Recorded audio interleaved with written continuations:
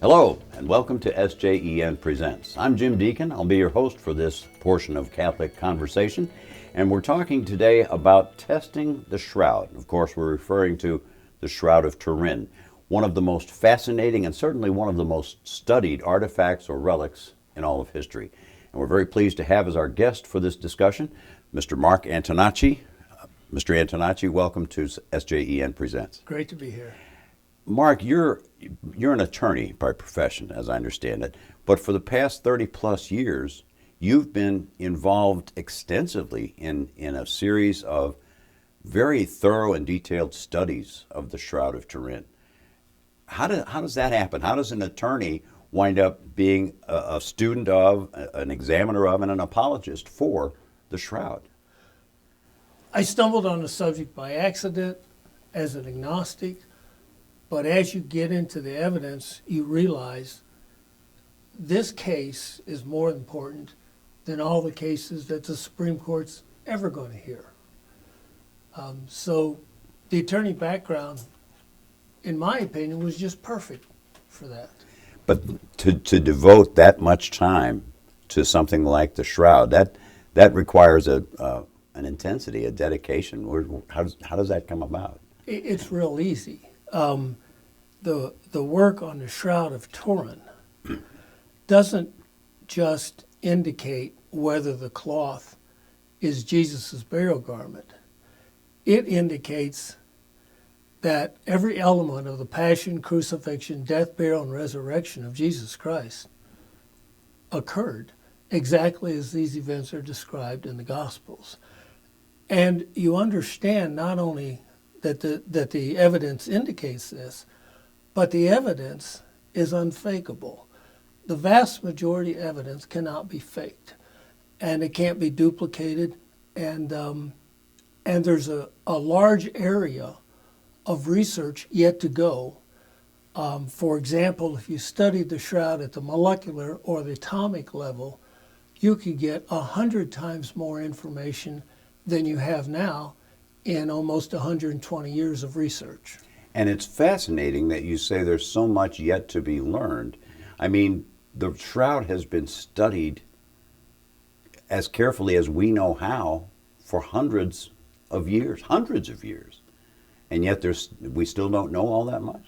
Well, in 1898, at the dawn of the 20th century, the first real evidence occurred, and that's when they discovered that the image on the Shroud that you see with the naked eye is a negative, but when you take a picture of it, you get a positive image.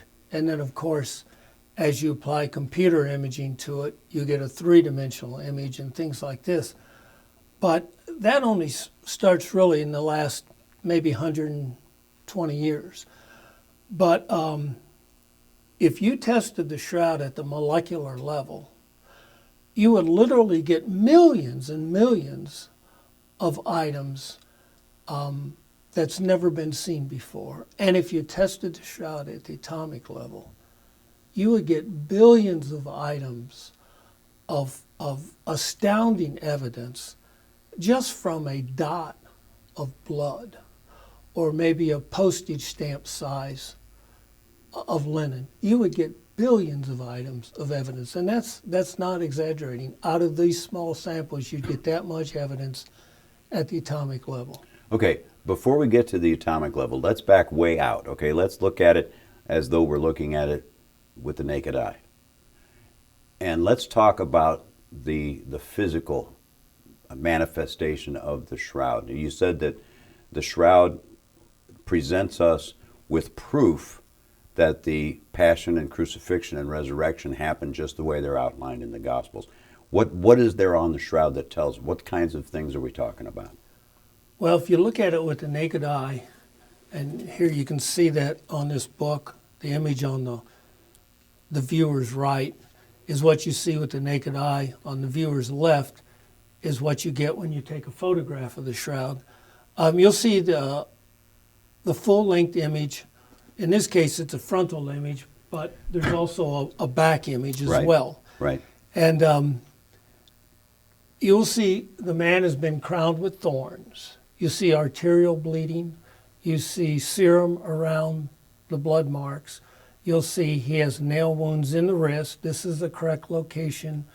You'll see the flows of the nail wounds from the wrist to the elbow are about 10 degrees off. This is consistent with the pushing and seesaw motion that a victim has to go through when he's on the cross.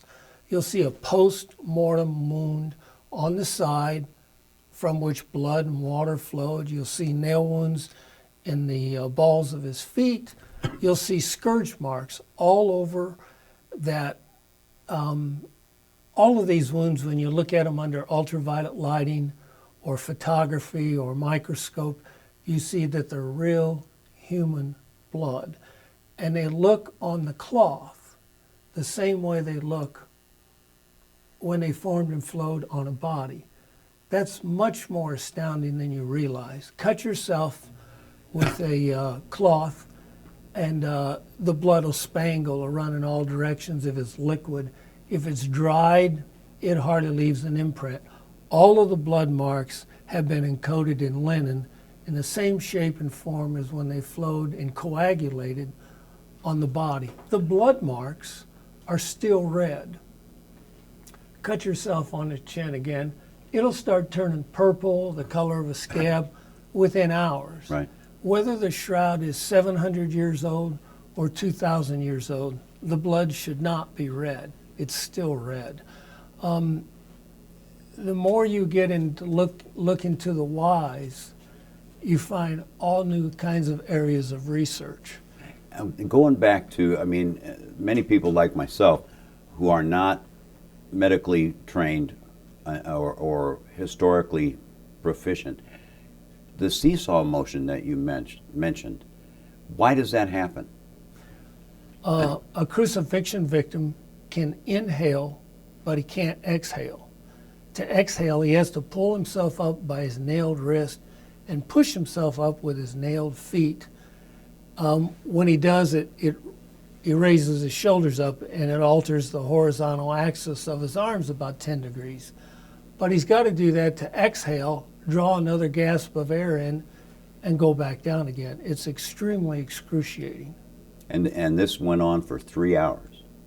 Yeah, Jesus is dead. Yes. Yeah, it's incredible. And when you look at the scourge marks, you know, for one person to have endured the kind of punishment that this individual obviously did, I mean, it's mind-boggling. Yes, it is.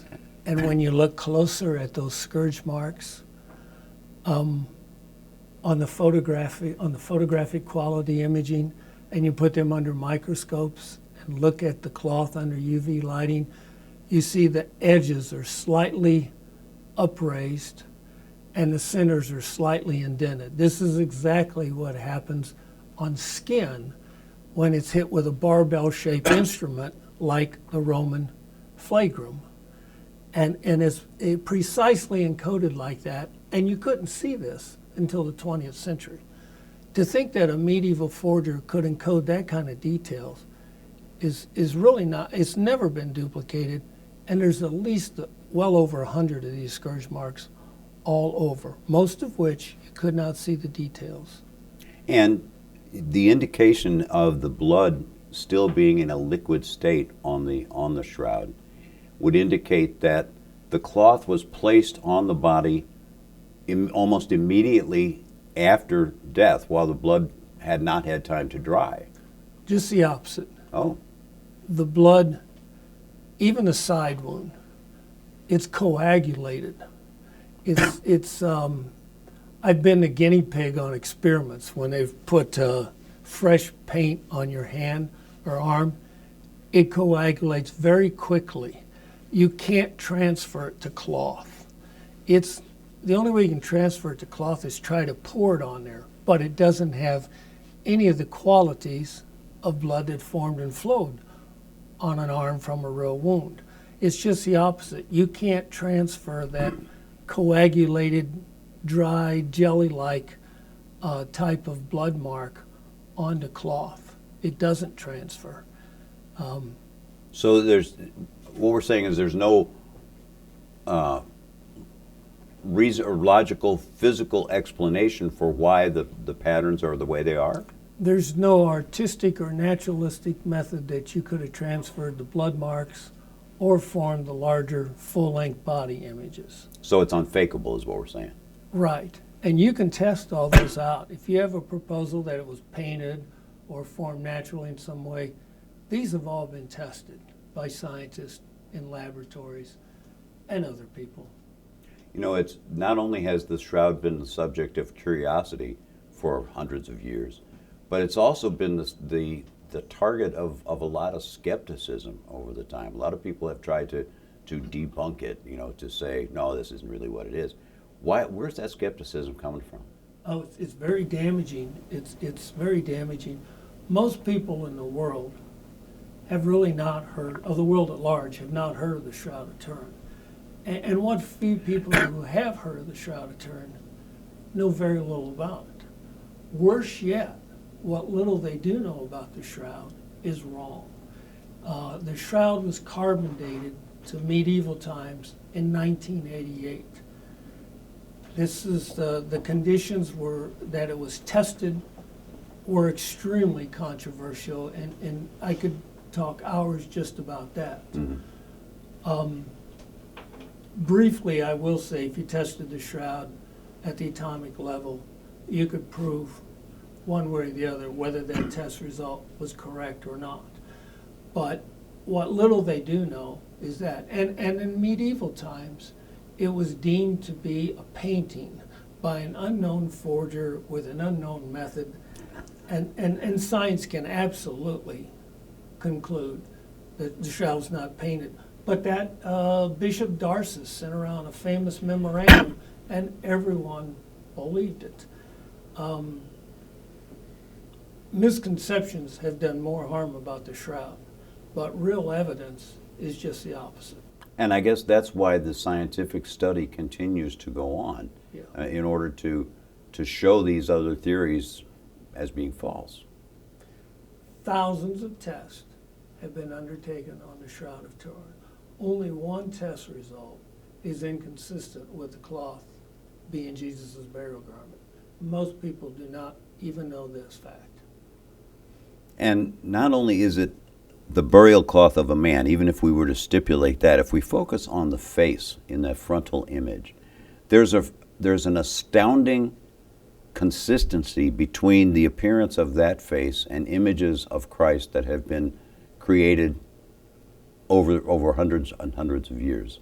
And that can't be a coincidence. No, many historians now think that the Shroud face was a model for the image of Edessa, which is what gives us our traditional image of Jesus. Prior to the image of Edessa, Jesus was portrayed in a variety of ways, Sure.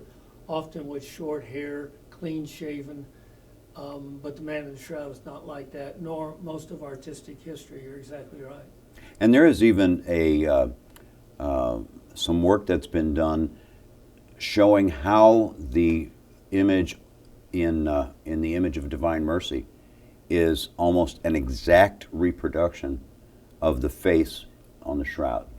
Yes, and that's a full-length image. You're exactly right. At times, the Shroud has fold lines all across it, which line up with that, and descriptions of those kinds of images as to the fold patterns. Yeah, and now the Shroud, and there are some burn marks on the Shroud. What's the story on those? In 1532, the cathedral in which it was kept in Chambéry, France, caught fire. The reliquary or container in which it was kept had a silver lining. The corner of the Shroud either comes in contact with that silver lining or parts of the lid melt onto that corner. But when you unfold the cloth, this corner gets unfolded and you see a pattern along both sides of the body image. Fortunately, it did little damage to the image. Just between the man's elbows and shoulders has a scorch mark. But other than that, the holes are off the elbows and the patches too. But Coincidence? I'm sure glad that there was 3 unnamed monks who, in the wee hours of the night, ran out and rescued it. But their names are not known to us. Well, I'm sure the people, whoever needs to know them, knows them. Yeah. We have to presume that. Yeah. Now, you've written a number of books on the subject of the shroud. This is the latest one, Test the Shroud, and it's available now? Yes, it's available on Amazon.com and in bookstores and on our website, testtheshroud.com. And all of the things that we've been talking about and much more are contained in the book. What has studying the shroud meant to you personally? I really was an agnostic when I stumbled on the subject. The hardest thing I had to overcome, it was just a brief challenge, but the first time I realized that the best explanation for all the evidence on the shroud is the occurrence of these events as they're described in the Gospels, the occurrence to Jesus of these events. Accepting the possibility of that premise was the hardest thing for me as an agnostic. I was a young guy in my 30s and I thought, oh, the philosophical foundations are all threatened by this. Sure. And I couldn't have been more wrong, They broadened them in ways that only a person who realizes you could have life after death as a result of these events could imagine. And it brings to mind, and of course I'm not near as knowledgeable, I don't think many people are, as you about the shroud, but one of the things that fascinates me, and you were talking earlier about what happens if you cut yourself and put a piece of cloth on it. Typically what will happen is that blood will soak through the cloth, but that's not what we have on the shroud, is it?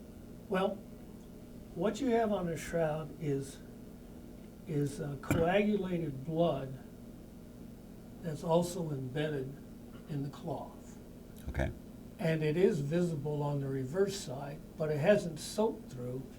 It's just one more feature that a forger could never do. You can't keep it in the same shape and form that it's in and embed it inside the cloth at the same time. You'd break the edges on the shroud around the blood marks have not been broken. They're pristine blood marks. Just one of the many unfakeable features throughout the cloth. And in terms of the age of the shroud, there were other physical evidence items on the shroud, as I understand it, that were found to be consistent with the Holy Land at the time 2,000 years ago. Microscopic bits of plant life or pollen. What's that? The pollen evidence, the indication of the possible coin images, the Roman instruments, the times, when the geographical times or the chronological times when the Romans controlled the execution of a Jewish prisoner in the area of Jerusalem or Palestine. There are a number of archaeological items of evidence that indicate all the circumstances of Jesus' burial, in addition to the unfakeable scientific evidence. It corroborates the circumstances of time, location, executioners, barriers, Jewish burial customs of that time. For example, if there's a coin over the eye, the features are consistent with the Pontius Pilate lepton. That coin is only minted from the years 29 to 32 AD. And the burial custom of putting coins over the eye is only found in the Second Temple period in Jerusalem. It doesn't exist before or after that. The cloth itself, here's a piece of linen, 2,000 years old, and still intact? Is that common? Actually, there's linen older than the shroud, but I've never seen as large of a piece of cloth in as excellent condition. I don't mean to get too technical, but the type of, we think, low energy radiation caused the images, and a number of indicators point toward particle radiation. Particle radiation, protons and neutrons. Neutrons will strengthen the cloth and give it flexibility. I don't need to talk about non-crystalline or crystalline areas of the cloth. Yeah, but let's don't do that. It actually does that. Oh, okay. And there's a number of interesting features like that on the cloth. So the image itself and how it got there, however that was, and we still don't know that without the atomic level study that you're talking about, and maybe not even then. But the fact that it's there probably contributes to the longevity of the cloth itself. Yes, the fact that it's been irradiated, and I must tell you, the indications are that the source of the radiation is that crucified corpse. Okay, I'm not being skeptical, but I got to ask, how do we know that? First of all the information is of a body, Okay. of a human body, and it's on the part of the cloth that laid over and under the body. All the indicators, and there's about 33 of them, 33 unique or remarkable features, they're only found on the parts of the cloth that laid over the body and under the body. You could only transfer this information from a body, and the radiation is projected onto the cloth in a vertical direction in proportion to the distances that the cloth was from the body vertically. I'm just giving you a hint of the evidence, but only radiation from a body can project that type of vertical, three-dimensional information. But there's 31 other features that only radiation from a body can duplicate or account for. Sure. And you talked about it being evidence of the resurrection. And if we consider that this radiation, this energy, came from a body that was obviously supposed to be dead, well, that doesn't happen. But it did. We may not be able to prove a miracle occurred in the sense that we can duplicate the miracle. But we could prove that a miracle did occur. You could prove that neutrons emanated from the length and width and depth of that dead body.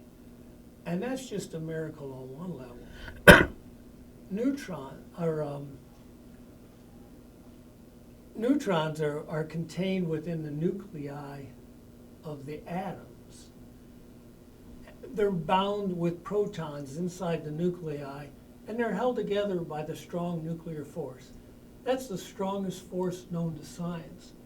This force not only caused neutrons to emanate, but it opened the nuclei of the atoms on this body and released that. You're talking a miracle on several levels, but you could prove that such an event did occur. You're not going to duplicate it. Well, if we could duplicate it, it wouldn't be a miracle, would it? Exactly. Exactly. Yeah. Exactly. But that is how compelling this evidence is. But you could prove that a miraculous event occurred to that dead, tortured, crucified corpse. And that only sparks you to want to learn more. Then the evidence at the atomic level would also confirm, in a very precise calculation, that nuclear chemists and mathematicians would do. But these atoms, radioactive atoms that would be created all over the cloth, you could prove when this neutron radiating event occurred, as well as where it occurred. And how do you do that? Neutrons will create radioactive atoms, and they will be created in proportion to the amount of neutron radiation that hit the cloth. That could tell you, and these atoms are created at known rates and disappear at known rates. Okay. All those factors could go into a calculation to prove not only that it was irradiated with neutrons and how many neutrons it received, but the real age of the samples and when this event occurred. And you could corroborate all these measurements and calculations from different locations on the cloth, and you could use linen, you could use blood, you could use charred material, and even any limestone on the cloth. You'd have 4 different types of materials from different locations with 3 different radioactive atoms in your calculations. And you even said it can tell us where it happened? Well, yeah, if Jesus' burial tomb is still extant, you'd find these radioactive atoms in the limestone walls or floor of his burial tomb. And if that's extant, you'd find these radioactive atoms that would not exist in any other tomb in the world. So yeah, that's how you would know where it happened. It's fascinating. Yeah. Now, hopefully people who are watching the program will want to know more, but they may be a little intimidated by the depth of some of the things we've been talking about. This is a great book as a reference. I'm sure it has a lot of what we've talked about and tons more. Are there other sources that people can go to kind of begin the process of learning about the Shroud? You'll find all kinds of references in this book. You'll see Shroud.com has a number of sources on it as well. I'll be honest with you, I'm writing a Shroud 101 book. There you go. And we're hoping to be doing a documentary and lots of videos as well. So please tell the viewers to look forward to that. And yes, you'll find a lot of sources on many websites. Shroud.com is the first one that comes to mind. Shroud Education Project is another great web source. The Turin Shroud Center has one as well. Great. Mark, I'm going to ask you to close with some, if there's a personal message you'd like to give to the viewers about the Shroud and what it has meant to you, please do that. This evidence could answer the question that every one of us will face. Every one of us is going to die and wonder what happens after you die. This evidence, for the first time in human history, you could answer these questions with objective, independent, and unfakeable scientific and medical evidence.